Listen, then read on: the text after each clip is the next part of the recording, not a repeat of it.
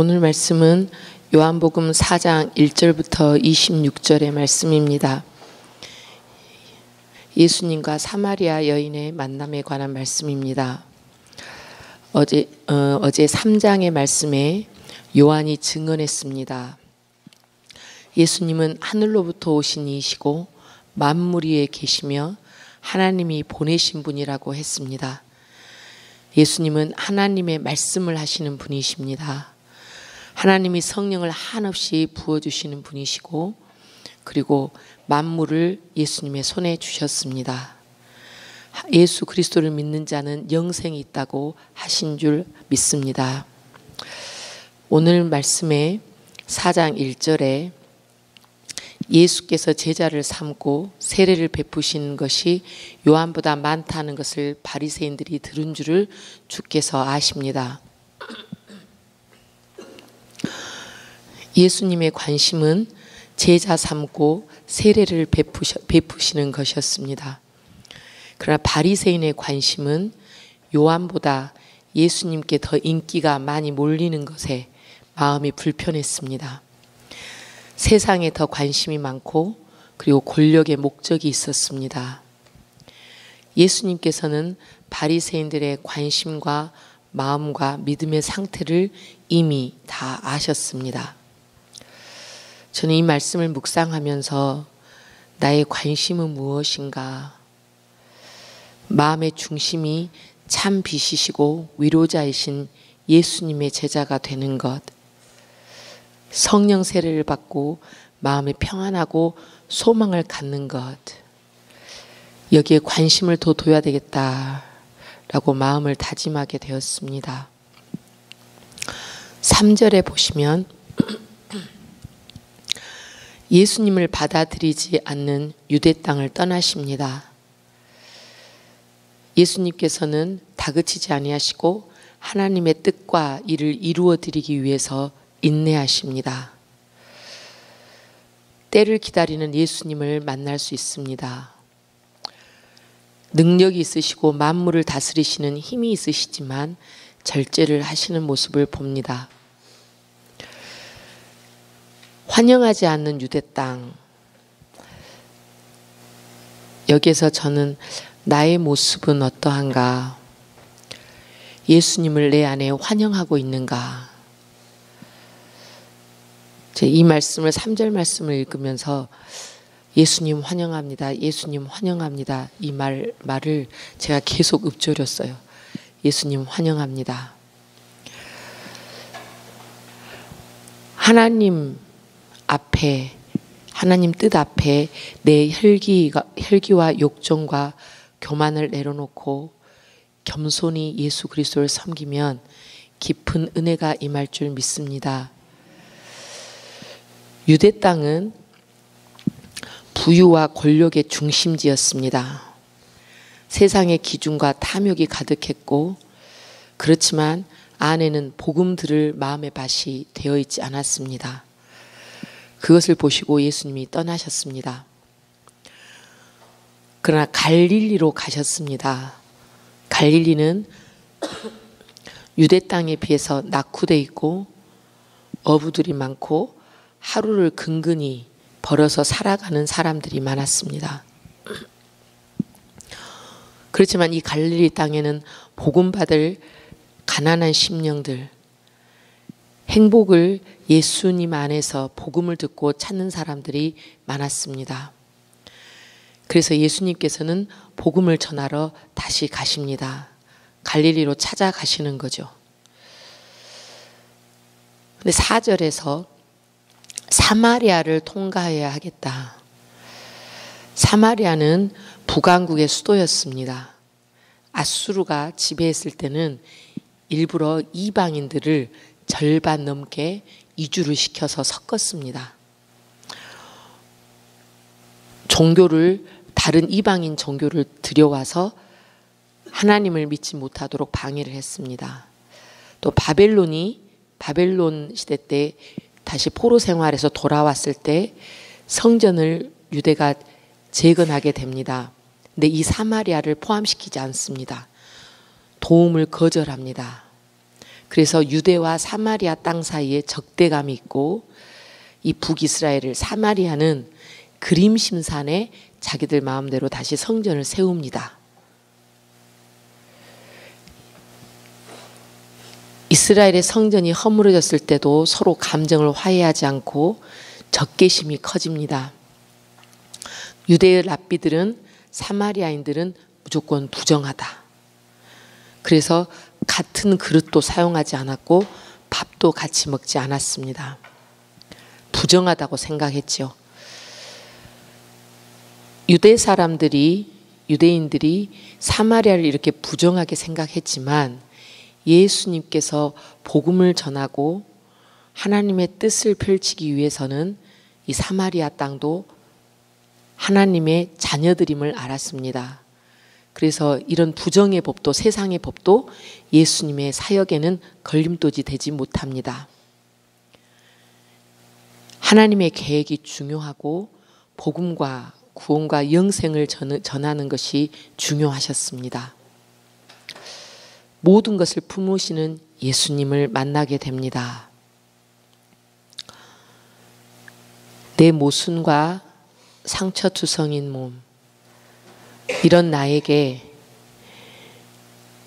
말구유에서 나신 예수님, 정말 고귀한 예수님께서 우리 인생 안에 계십니다. 우리가 다만 드릴 것은 감사뿐인 줄 믿습니다. 6절에서 예수님이 피곤하십니다. 인간의 몸을 입고 오셨기 때문에 피곤하십니다. 6시에, 이거는 우리로 시간하면 낮 12시지요. 요한복음 19장 14절에 보면 이 제6시 6시가 다시 나옵니다.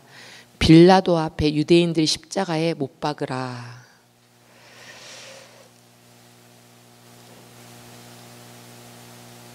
그런데 이 시간에 낮 12시에 예수님께서 피곤함을 느끼시고 우물가에 앉으십니다.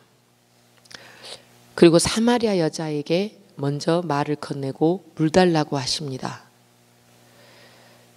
유대인과 사마리아인들이 서로 상종도 안 하는 이 풍습을, 그리고 남자와 여자가 권위가 다르고 성차별을 하는데 이런 것에 전혀 개의치 않으십니다. 저는 7절부터 9절 말씀에서 하나님 뜻 앞에는 세상 관습이나 편견이나 나를 보는 기준이 무의미하다.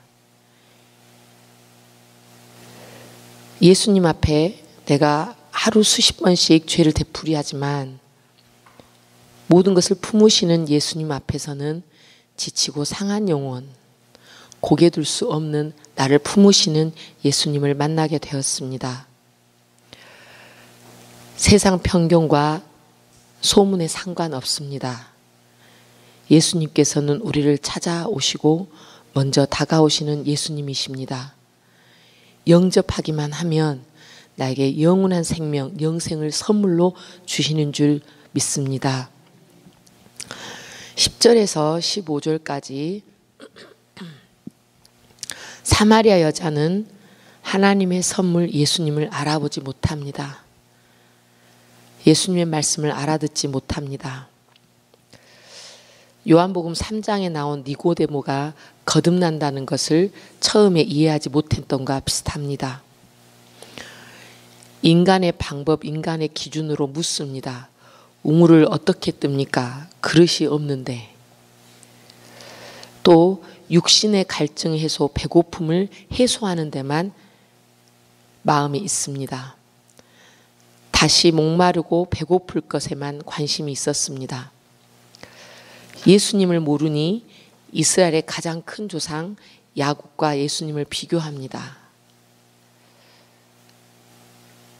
이런 모습에 비해서 우리는 예수님을 알게 되고 예수님을 믿게 되는 것이 얼마나 참 복인지, 참된 복인지를 깨닫게 됩니다.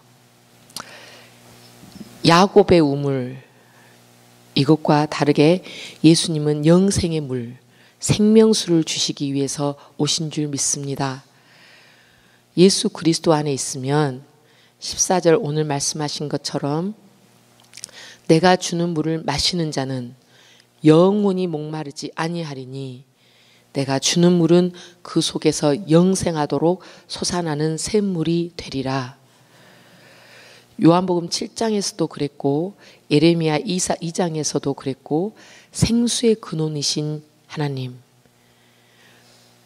목마르지 않게 하시는 예수 그리스도, 예수 그리스도를 믿기만 하면 우리에게 영원한 생명 그리고 생수를 주시는 이 예수님 안에 붙었기를 원합니다. 영원한 생명의 근원인 이 말씀이 우리 안에 들리고 깨달아지면 말씀에서 예수 그리스도를 만나는 진정한 기쁨이 있습니다. 영원한 만족이 있습니다.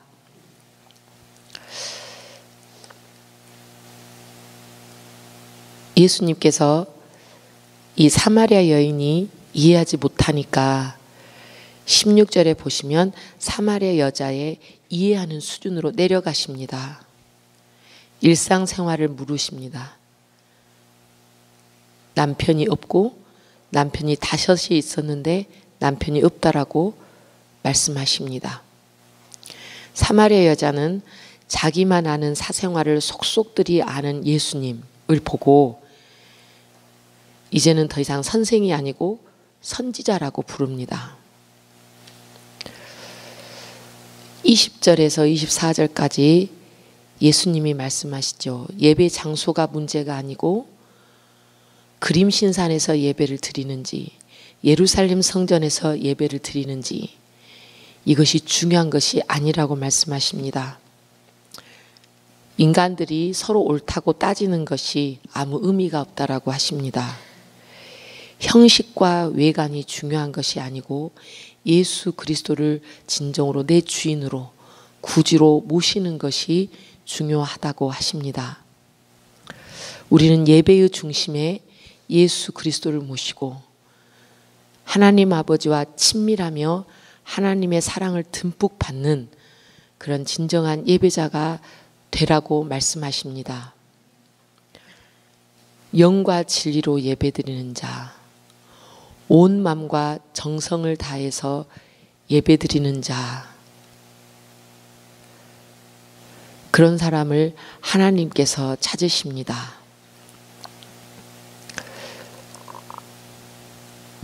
우리를 이미 하나님께서 찾아오셨고 부르셔서 이 자리까지 인도하셨습니다.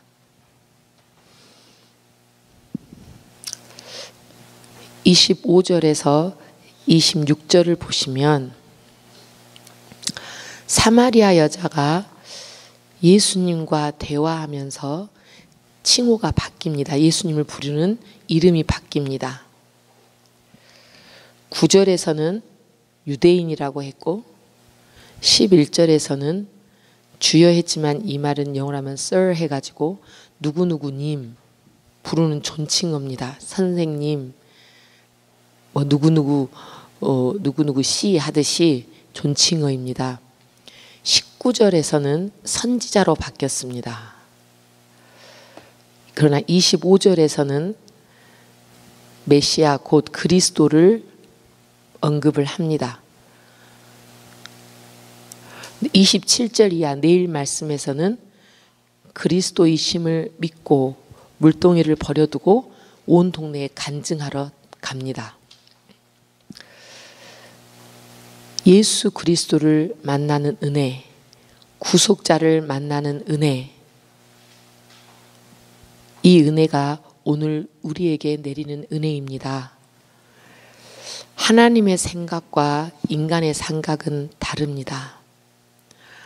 하나님께서 찾으시는 사람은 인간의 기준이나 추함이나 더러움을 중요하게 보지 않으시고 찾으십니다. 사마리아 여자의 얽히고 설킨 인생, 허무하고 죄로 물든 목적 없는 인생, 남편이 5이었지만 진정한 남편이 없는 상처투성이인 이 사마리아 여자에게 예수님께서 찾아오셨습니다. 예수님을 만나니 구원이 있었고 의미 있는 인생으로 만들어졌습니다. 우리가 예수님을 만난다. 매일 성서일과 말씀을 묵상하면서 예수님을 만납니다. 영원한 생명수이신 예수님을 만나며 내 인생에 변화가 있게 됩니다. 십자가에 피 흘리신 예수 그리스도를 만난다. 우리는 힘이 있게 되고 간증하게 되고 전도자가 되게 됩니다. 말씀의 생수에 참 기쁨과 만족이 있다고 외치게 됩니다. 오늘 요한복음 4장 1절부터 26절 말씀에서 사마리아 여인이 예수님을 만났기 때문에 인생이 바뀌게 됩니다. 누구를 만나느냐가 관건입니다. 우리가 사모할 것은 매일 예수님을 만나는 것입니다. 타이밍이 중요하죠. 직장과 사업과 학교에서 어디에 있든지 하나님께 만남의 축복을 다 주시라고, 만남을 인도해 주시라고 기도하는 우리가 되기를 원합니다. 예수님을 만나면 막힌 현실, 막막한 현실이 뚫어집니다. 주님의 은혜가 있게 됩니다. 주님의 은혜를 누리는 우리가 됩니다. 우물이 동네 수다 장소였고 소문을 만드는 장소였지만 예수님을 만나니 예수님께서 그곳에 계시니 구원받는 장소로 변화되었습니다. 우리의 가정과 제자반도 예수님께서 함께 하셔서 찾아오셔서 우리가 만남을 체험하는 장소가 됩니다. 그러면 거기에 구원의 확신이 있게 됩니다. 우리 가정과 제자반 식구들이 예수님을 만나고 은혜와 간증하는 이 전파자로 서기를 기도합시다.